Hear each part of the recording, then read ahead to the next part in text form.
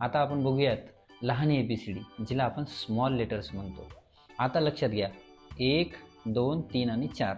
आता आपलं सगळं लक्ष असलं पाहिजे मधल्या 2 ओळीत. लहान ABCD आपण कुठे काढणार आहोत? मधल्या 2 ओळीमध्ये. बघा, हे बघा, ए मधल्या 2च ओळीत. ए कसं काढायचं? आधी असं C काढायचं आणि मग फक्त या रेषेपर्यंत यायचं. बरेच मुलं काय करतात, असं खूपच खाली येतात आणि तिरपी रेष मारतात. तसं नाही, इथे येऊन सोडून द्यायचं ए. आता बी बघा, बी काय करायचं? वरच्या 3 ओळीत, आता पहा, वरच्या 3 ओळीत उभी रेघ आणि उजव्या बाजूनं, ही तुमचा उजवा हात आहे, उजव्या बाजूने याला असं गोल करायचं बी. आता ए काढताना अगोदर आपण C काढलं होतं बघा, C तेवढंच, C. लक्षात घ्या, आतापर्यंत आपण मधल्या 2 ओळीतच आहेत आणि फक्त B ला वर गेलो.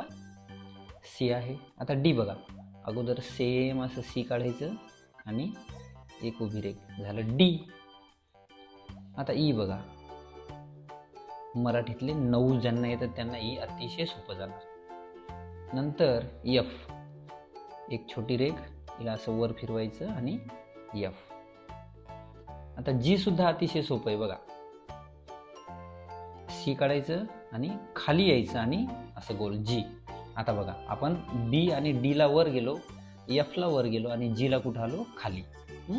आता H बघा, वरच्या 3 ओळीत अशी रेघ मारायची आणि मधल्या ओळीतून असं खाली वळायचं, H.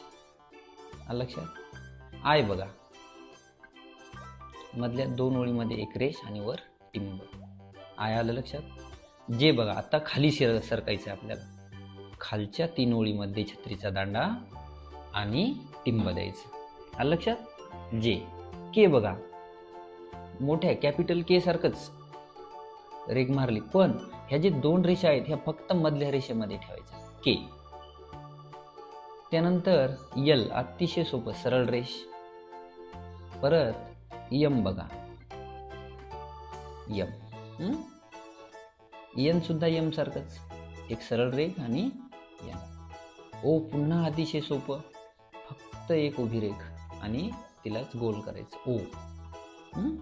आता P बघा, आपण इथं P वरच्या 3 ओळीत काढलं होतं, आता खालच्या 3 ओळीत पहा आणि मध्यभागी करायचं गोल, P.